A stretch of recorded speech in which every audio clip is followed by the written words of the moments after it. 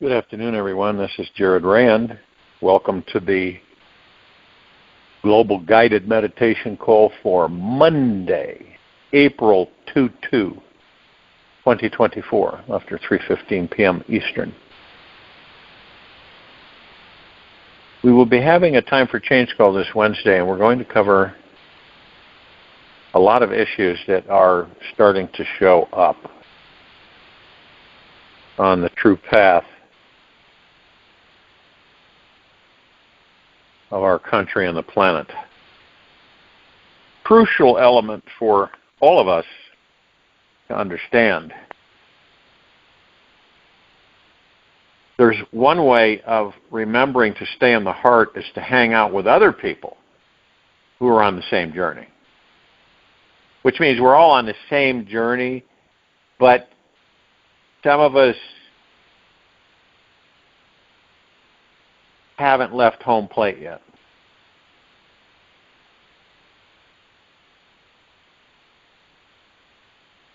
So you come across people that are seekers, okay?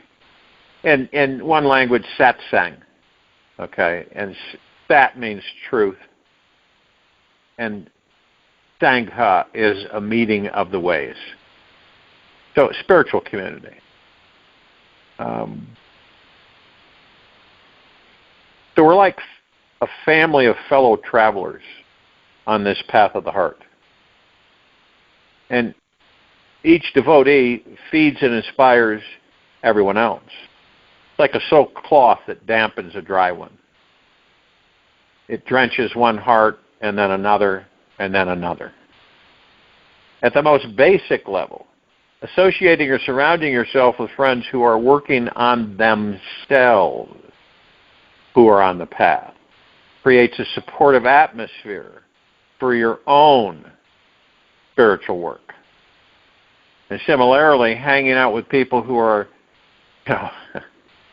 drinking beer and watching TV all the time is probably, I wouldn't say probably, I'd say it's a definite distraction.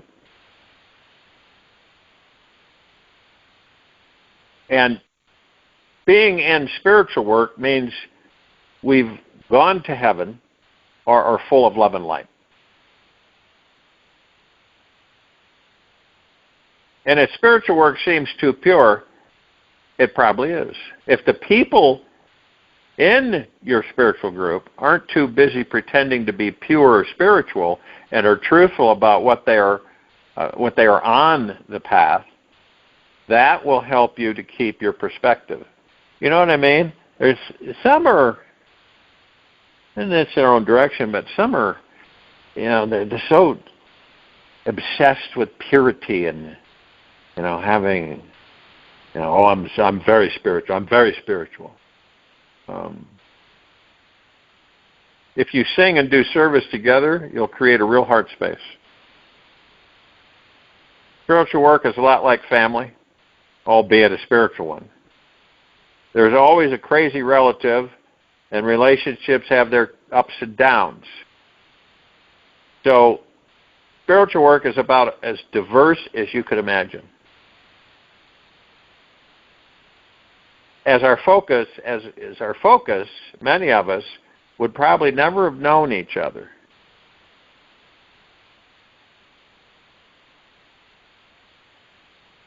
And then, of course, there's the difficult and nearly hopeless cases. And some have called that the mark of madness. You've come across those people, right?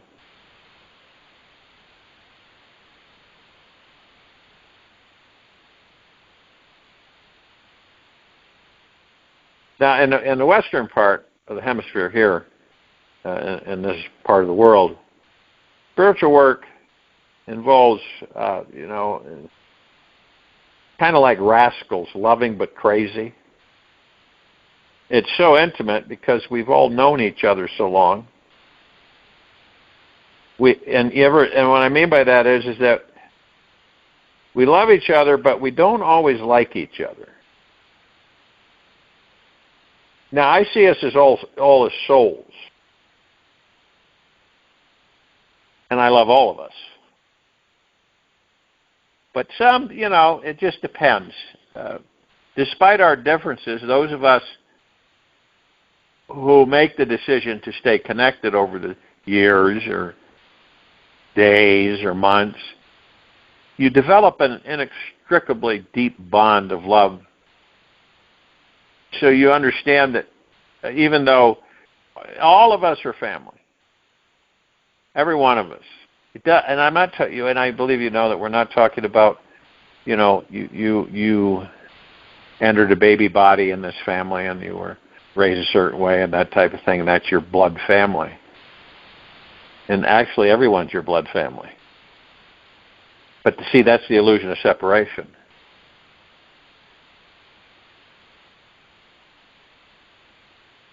And love is the emotion of merging, of becoming one in the heart, because it starts with you.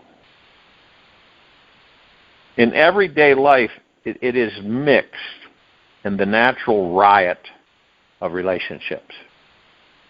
The biochemistry, emotions, desires, fantasies, and romantic illusions. So when and this is an inevitability. It definitely is it's an inevitability for all of us.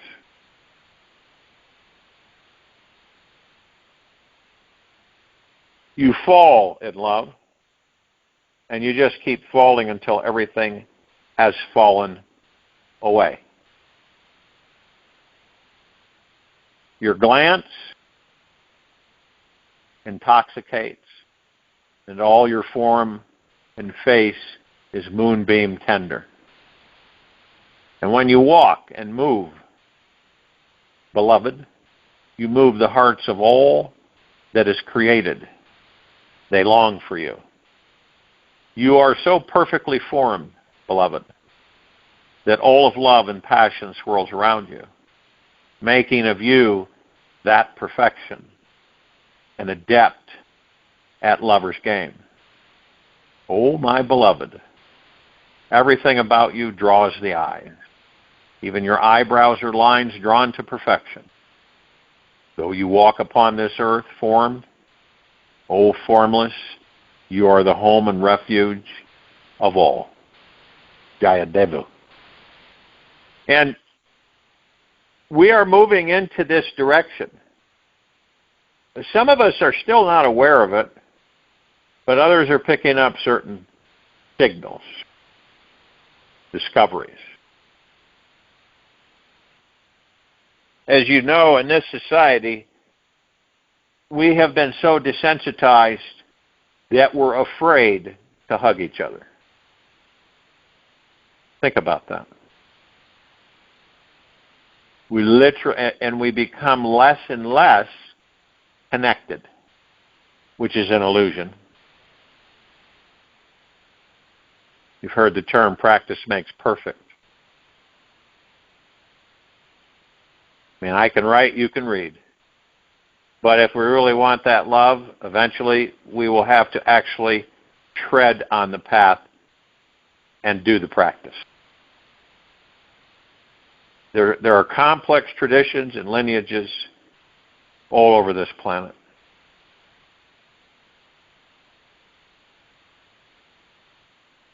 And once you have drunk from the water of deep eternal love, no other well can satisfy your thirst. Pangs of separation may become so intense that seeking the affection of the beloved becomes an obsession.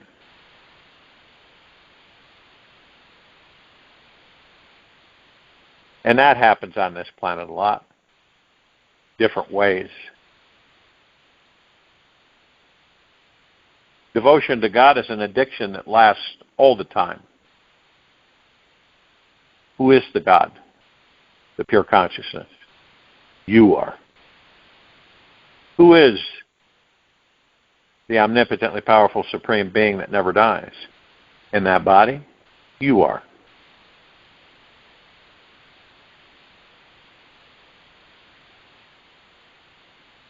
In their way, intoxication, addiction are analogies for devotion. Once you experience deep eternal love, you really get hooked. That attraction is to that intimacy between the lover and the beloved. You are so drawn into the songs, stories, images, constant remembrances of the beloved that you may hold on to the form and not want to go on to the next stage. You are always thinking about it, tuning your being to stay in that ultimate loving relationship with this person you love, which could be you within the body. But the beloved is not a person in the usual sense, and the form is just a costume for the play. The Lila. Ultimately, this form is the one that takes you beyond form. What the beloved reveals to you is your own soul. Even so, you may choose. Like Hanuman, to remain in a kind of duality, to serve and remain immersed in the ocean of devotion. The devotional path isn't necessarily a straight line to enlightenment. There's a lot of back and forth, negotiation, if you will, between the ego and the soul. You look around at all the aspects of suffering, and you watch your heart close in judgment. Then you practice opening it again and loving this too, as a manifestation of the beloved. Another way the beloved is taking form. Again, your love grows vast. As you contemplate, emulate, take on the qualities of the beloved, your heart keeps expanding until you see the whole universe as the beloved, even the suffering.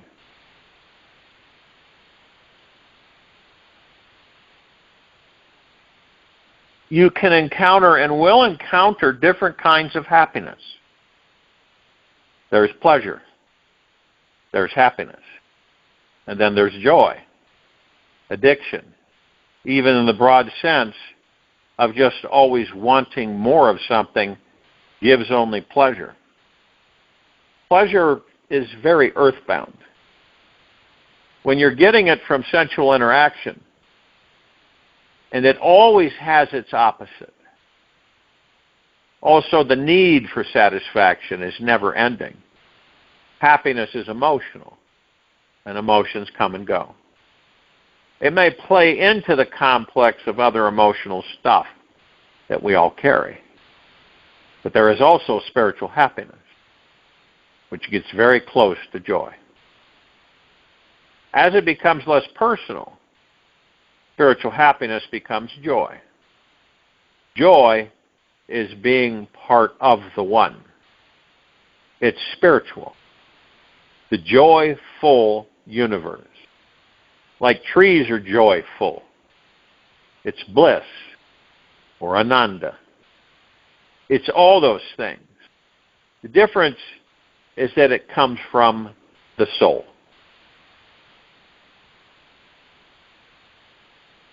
You will experience such bliss and love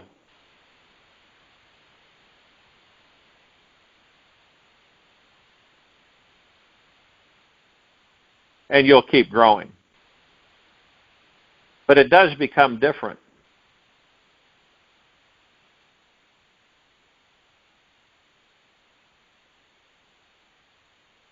You keep growing deeper and deeper until you really don't care whether you are with this form or that form. Now, see, in this country, in the West, I guess you could say the West, surrender implies giving up power. Giving up power, but surrendering to, let's say, a guru or the beloved doesn't mean giving power to another human being. It's letting go of the stuff that keeps you separate.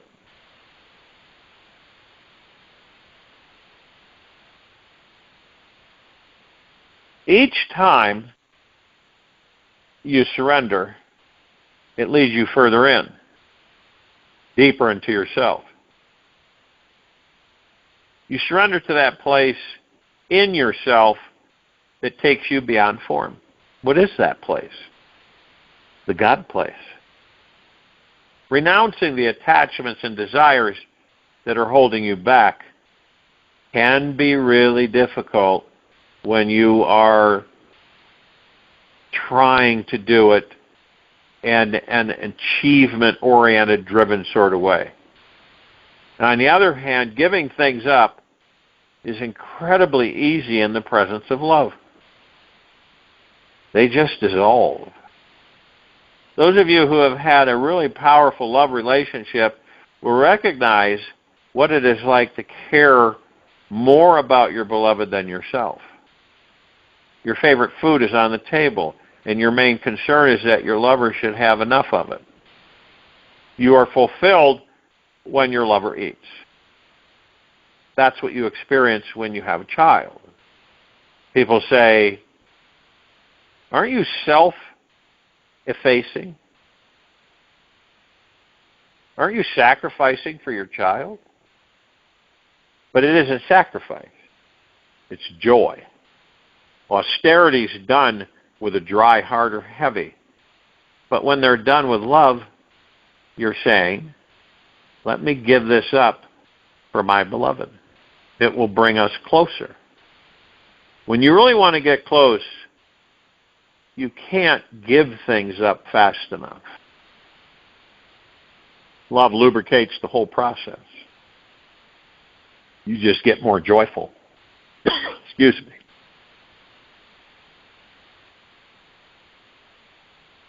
Falling in love is a desire to merge with, to be completely immersed in love for, and be loved by the beloved. You want to know your beloved more and more intimately.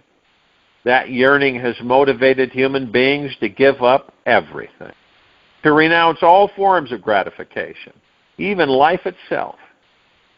Throughout this past, people have undergone the greatest sacrifices to consummate their love. To love God, or whatever, is to let go of everything that separates you from the beloved. This is the essence of devotional surrender and renunciation. When they're misunderstood, the external acts that characterize surrender and renunciation can be motivated by a desire to imitate, by guilt, feelings of unworthiness, self-righteousness, a desire for security in structure, or masochism. But anyone who truly loves knows that to give up one's own happiness for the beloved is none of those things. It is the purest, most opening and flowing total ecstasy. Sometimes you have to prime the pump before your heart is open enough to love that deeply. You begin a process of purification based on how you think it could be. It's like diving into deep water. First, you have to walk to the end of the diving board or the pier. You undergo purifications to get into a position to fall in love with God. You become disciplined not out of guilt, shame, or moral responsibility, but out of an incredible yearning to be pure enough to be with God. The actual moment of diving in is the inevitable culmination of your training and preparation. There's no time off in this game. Not because anybody's keeping score, but because you can't stand moving away from the light. The longing and despair of separation wake you up. We open to the fluidity of the moment. You couldn't point to something and say it was a teaching. It was just a momentary situation. It might touch your heart profoundly in that moment, or you might realize it's important only years later? Was it a teaching? Or was it just life? Was it a miracle? Or had life itself taken on a miraculous tinge? Things happen so quickly on so many levels that it was breathtaking.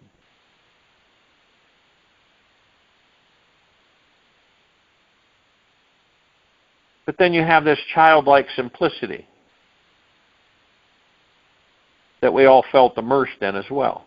From time to time, is it? Isn't it? What to do? The form of teachings flow out of every one of us. The transmission is just that flow of love. Love touches love in all of us. And we become that love.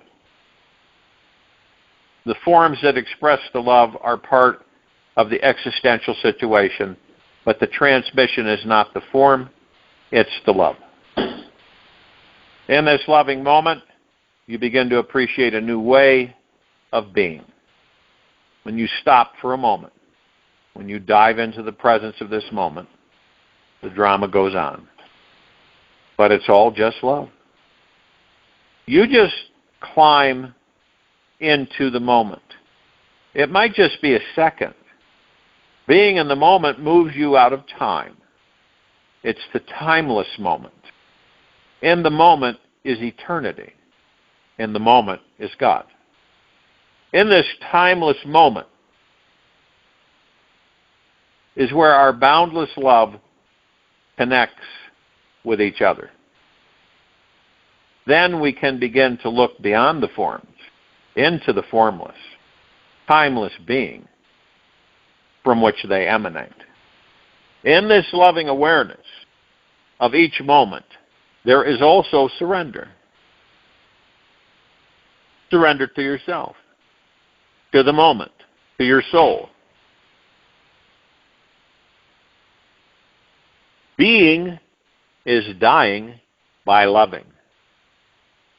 Then, when you look at another being, you are looking at love. Sooner or later, you're going to be in love with this whole universe. You'll be sitting in a place where it's all just one love. You are love. You are with love. You are in the state of love with all beings. We learn how to love this universe just the way it is. We learn how to see this universe as the beauty of God's law made manifest. We learn how to take joy in the moment. We learn how to accept the responsibility that we are all one consciousness in many bodies. We are one family. Now, although you may devote yourself to an aspect of the beloved, could be anyone, anything, the guru or the deity, as mother, child, or lover, you are in it for the love, not for the attainment and not for the object. It's one of those wonderful paradoxes you encounter on the path. You can attain it. You have to become it. In the process, subject and object, lover and beloved, become one. You lose yourself and gain yourself. To go from the experiencer to the merger with the one requires grace. To stay in love or to serve as Hanuman. The true devotee maintains a thread of connection to the self and pulls back from fully merging or goes in and out. The truth of this path of the heart is that there is no path. There is only the heart and the love that consumes the lover who becomes the beloved. Love is a state of being, not a trip from here to there. See, it's all, we're kind of like in a menagerie, okay, of all sorts of things. And so, there's bright lights over here, colors here, there's things happening here and there, and we walk into this massive room, so to speak. And there's everything and anything and nothing. It's just everywhere. You're distracted over here for a few lifetimes. And you're distracted over here for a few lifetimes. And you become fascinated and pulled into many different rooms. But the rooms seem like space, like the solar system, like this universe.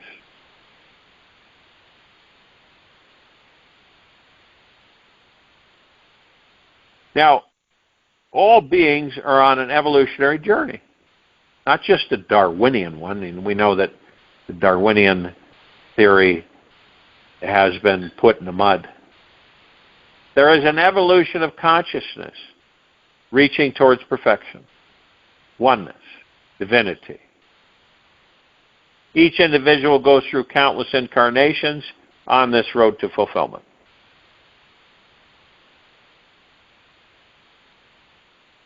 And, I get a question that comes up a lot. How do you know about incarnations? Right? And it goes on, I haven't experienced my past incarnations.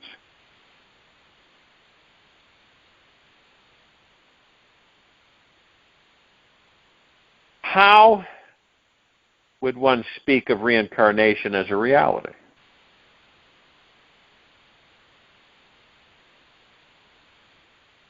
Our human forms are composed of and surrounded by an infinite myriad of forms, all in constant motion, from the subatomic to the cosmic in scale. This is the Lila, the Leela, the enhanced dance of existence, the divine interplay of consciousness and energy. Amid this divine play, we seek fulfillment, perfection, flow, freedom, enlightenment, oneness. And the dominant quality of form is what? For all of us? Change. Because all forms are in time.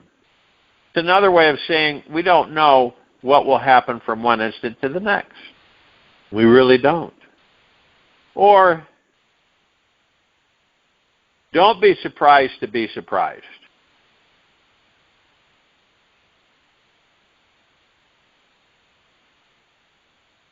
We cannot cling to forms or our experiences of them because they decay and dissolve back again into their formless state. Attempting to hold on to anything in time is ultimately futile and the cause of much suffering. What is really there to hold? What is there really to hold on to? In reality, there is nothing permanent, nothing solid, nothing constant, except relativity and change themselves. When we realize how finite are the limits of gratification or possible fulfillment within the play of forms, then what happens? Despair arises. And that despair is born of the world-weary understanding that nothing in form can provide ultimate meaning. It also forces, demands awakening, and seeks transcendence of suffering. If futile clinging to impermanence, now, when you look at that on this planet, as a watcher, you can see how rampant that is. It's futile clinging to impermanence. Creates our suffering. Letting go and making friends with change is joy. Liberation. In youth, our lifetime seems to stretch infinitely before us. Doesn't it when you're young? As we age, the accumulation of our experiences seems to have occurred in the blink of an eye.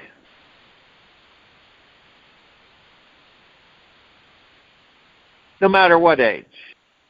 You know, you could be in your late 70s, you could be in your 80s, your 90s. You realize there's plenty of change to come before dying. Change in the body, change in friends and family, change in memory. These experiences lead to deepening wisdom and freedom, and to diving deep within to the realm beyond form. Long before recorded history past, human beings were awakening out of the illusion of form or separateness that the Indians call Maya. Tiny fraction of humanity. But still many beings finish their work, complete the process of realization, the integration of form and the formless. These awakened beings pass beyond the illusion of birth and death and attachments to this physical plane and every other plane. Their hearts fill with the bliss of that realization and with the infinite love that permeates this universe. The way that dark matter permeates the space between stars, that love is the subtle texture of our material world, the unseen energy, the fullness of emptiness, which is called sunyata. Open your eyes of love. See Him who pervades this world. Consider it well. Know that this is your own country. When you meet the true Guru, He will awaken your heart. Remember who the Guru is. He will awaken your heart. He will know. He will tell you the secret of love and detachment. And then you will know indeed that He transcends this universe. You, the God. You're the true Guru. There the eternal fountain is playing its endless life streams of birth and death. They call Him emptiness, who is the truth of truths, in whom all truths are stored. There within Him creation goes forward, which is beyond all philosophy, for philosophy cannot attain to Him. There is an endless world, O my brother, and there is the nameless being, of whom naught can be said.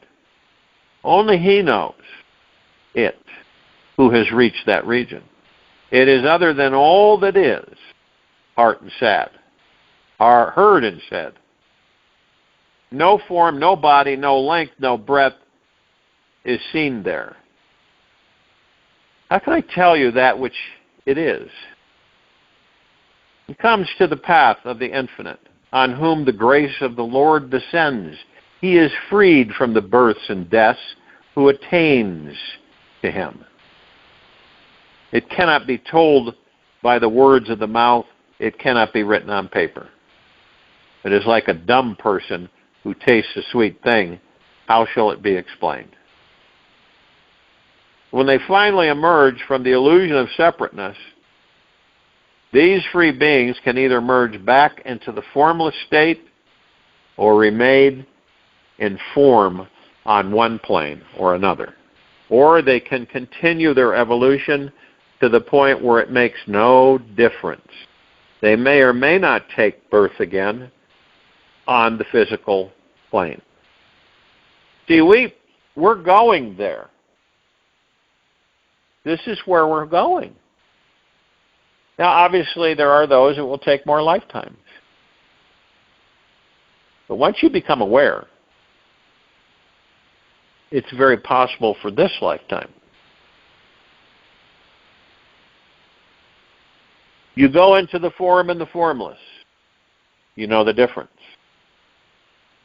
You get to a point of transcension where you start to understand it's not necessary to be informed. So at times you choose not to be informed. You choose to be informless. See, our journey is going, you will go through these doors as you choose. You become clearer and more aware as you choose. This is not a part-time thing. This is full-time, all the time. You will transcend even pure consciousness. You will transcend the God, which is pure consciousness.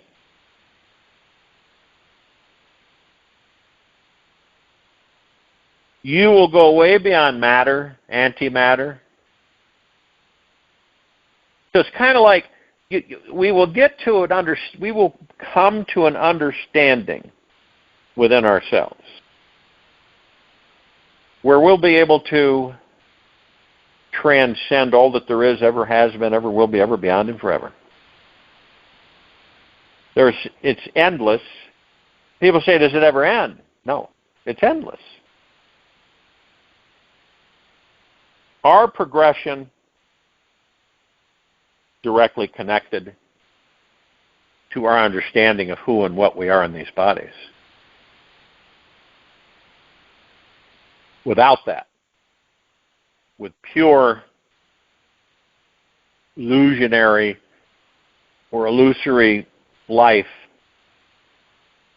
reincarnation after incarnation, is that this out there in this body is what it's all about.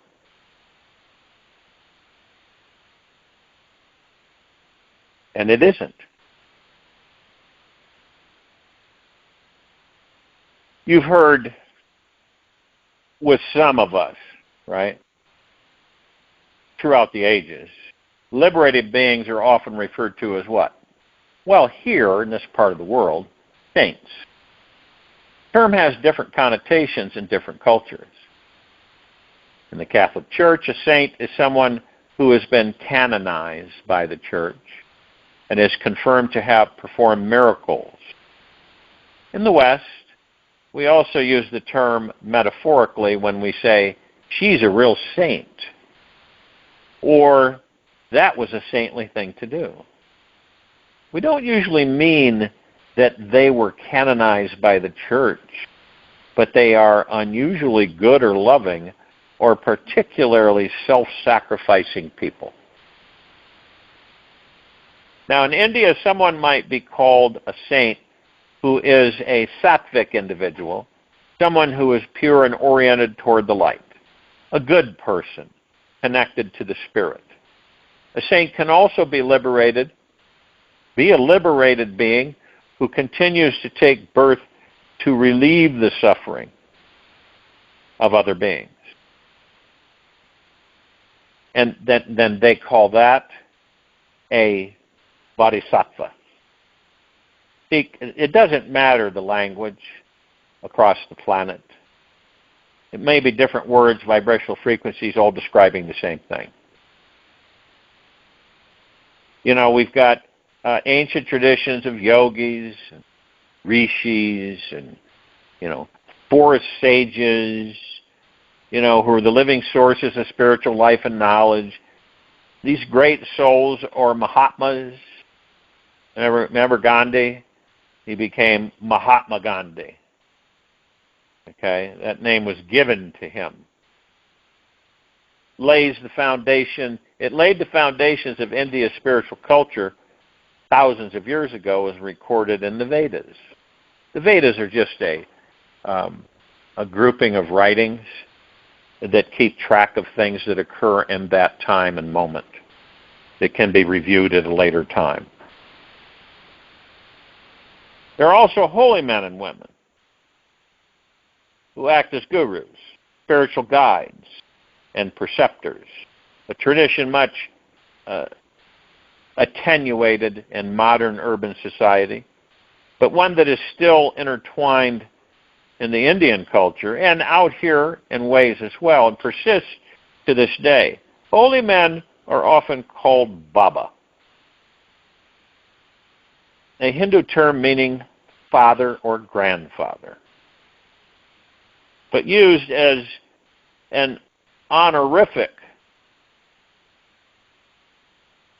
Beyond all classification, it is a rarefied class of great saints or yogis who have reached the pinnacle of consciousness, fully realized beings, the perfected ones. People revere and seek counsel from their great saints and go on pilgrimages to seek them out. And all of this, the purpose of this and sharing this, is that we are all great saints. We're all great gurus. We just forgot how to access it. See? So, remember, there's no separation. And every one of us view things from a much different way. Okay? We all have different perspectives. You could have 200 gurus, all with different perspectives. You could have 1,000 saints, all with different perspectives in different ways, but all meaning the same.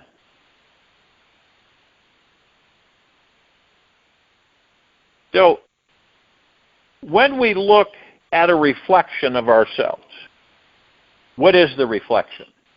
It could come from a saint, from a guru in this society on this planet, on how it depicts or states the meaning of it, the definition of it.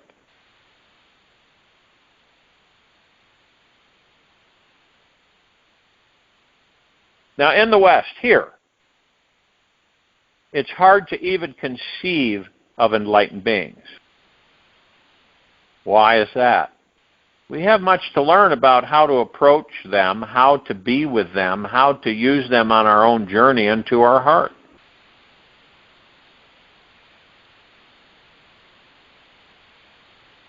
We're in a different base, if you will, here in this country.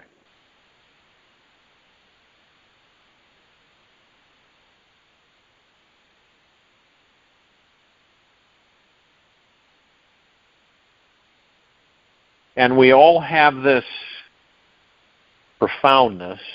We know inherently that there is something magna glorious that resides within these bodies. We know it. All of us do. I don't think one of us do not know that. We know it deeply. It could be subconsciously or even unconsciously. And what is our destination? It's to discover the gods that we are in these bodies. Not only that, but to commune with that God that we are.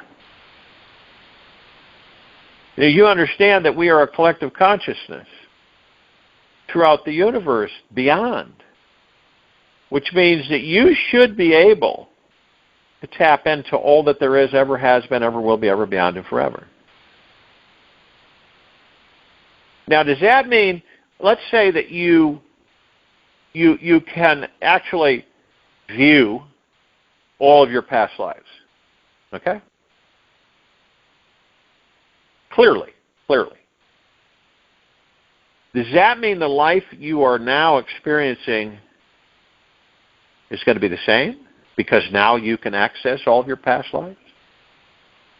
No, because you will learn a whole different group through experiencing. That's what it's all about. It's never the same.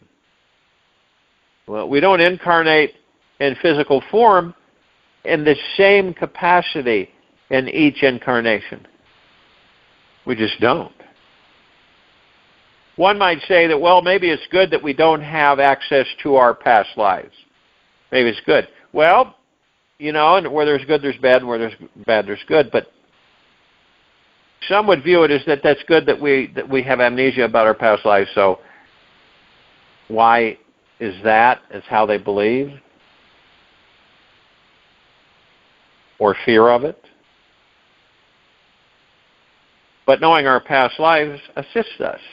And since we put the energetic frequency into each body of past lives, we kind of like own it. Every one of us. So it is our data stash, so to speak. It is what we access for reference. It is your reference library. And you learn that you can access it at any time, 24/7. And you just let go, surrender. Don't force it. Don't, say to yourself, well, I already know all that. I don't really care to visit that. I don't need to visit that.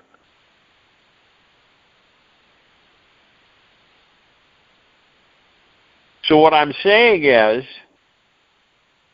and in the quiet time of this meditation,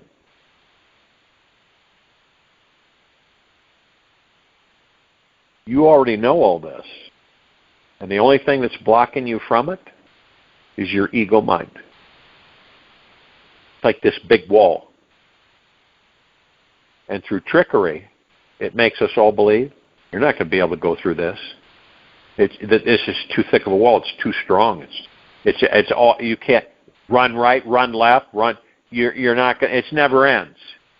You're not going to climb over it. You're not going to go through it. So just be happy in the physical plane.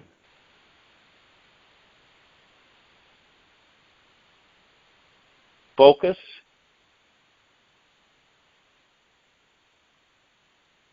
You're the God in the body. The God in the body, you have the ability to tap into all your past lives.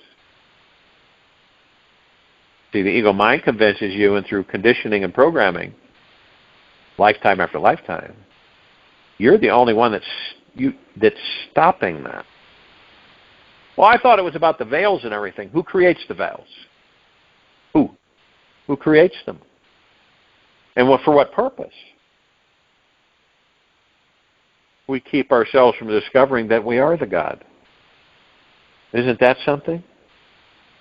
Do we do it on purpose? No. It's how we've been engineered. It's time now to refocus our clarity on the gods that we are. And then when we do that, all of your past lives are clear and present. Join you in meditation. I'll return to close this out.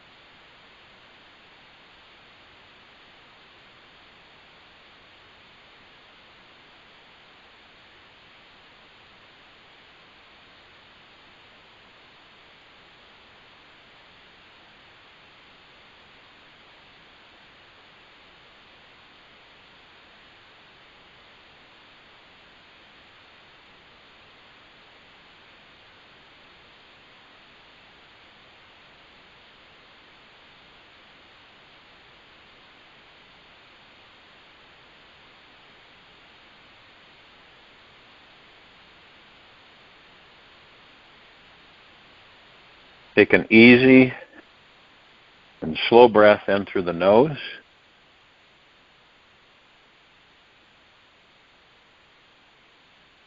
And an easy and slow breath out from the mouth. Remain still.